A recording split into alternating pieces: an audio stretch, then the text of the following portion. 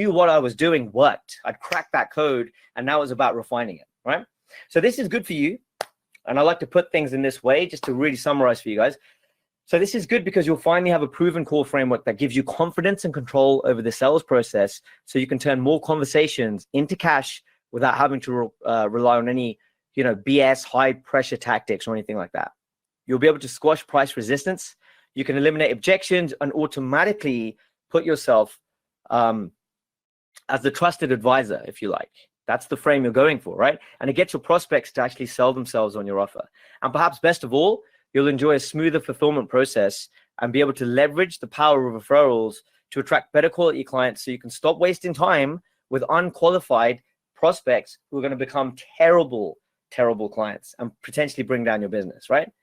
And listen, after all, you've probably heard birds of a feather flock together, right? And the idea that attorneys talk to other attorneys, CPAs talk to other CPAs, whatever, dentists talk to other dentists, etc. Well, that's the thing.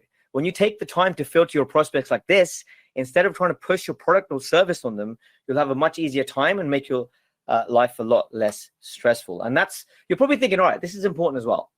You're probably thinking, all right, Jay, that's fine for you, but I'm not a natural salesperson. Give me a 1 in the chat. This is a super important question for each and every one of you. If you're not a natural salesperson, just give me a 1 in the chat. Because you're probably thinking, yeah, Jay, this all sounds good for someone like you who's just naturally, likes to talk, is naturally a salesperson, if you like, right? But what about me? All right, well, here's the deal. Pillar number 2, how to overcome core reluctance, deliver your sales message with confidence, even if you don't consider yourself a natural salesperson. Now, this is going to, I think, shock you quite a bit. So pay attention and check this out. Let's dive in. So what do you think of when you hear the word salesperson? Put that in the chat for me. Denka says, I'm definitely not a salesperson. Love that. You're going to see why that's important, guys, in a second here, or a few moments. So take your time to type this out. I'm going to give you a few seconds here because this is important. What do you think of when you hear the word salesperson? What do you think? First thing that comes to your mind. Put it in the chat for me. Because if you're anything like most people, you probably got a stock image imprinted in your mind of what a salesperson looks like, right? Okay, well, we've got aggressive, yeah. Pushy, smooth talker, says Jean, yeah. Car dealer, says Scott, okay. Someone taking something from me, interesting, is what Denka says. So if you've said something along the lines of everything I've mentioned, but also charismatic, energetic, pushy, you'd be correct, right?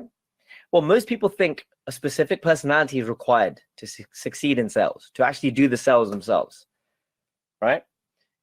And this is really interesting. So check the screen out. Let me know you can see the screen.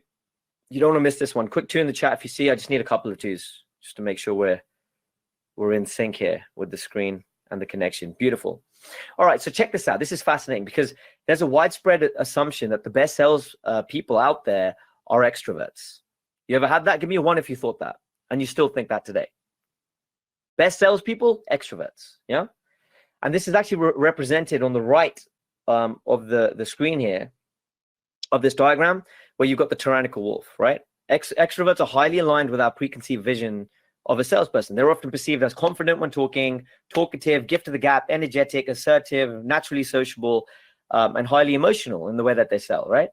And on the other hand, you've got the nervous suspect, if you like. So this is someone who leans heavily towards the introverted end of the spectrum, right? Far removed from our expected image of a salesperson. So, you can imagine in stark contrast to the tyrannical wolf, the nervous suspect is, well, nervous, tense, hesitant, shy, logical, right?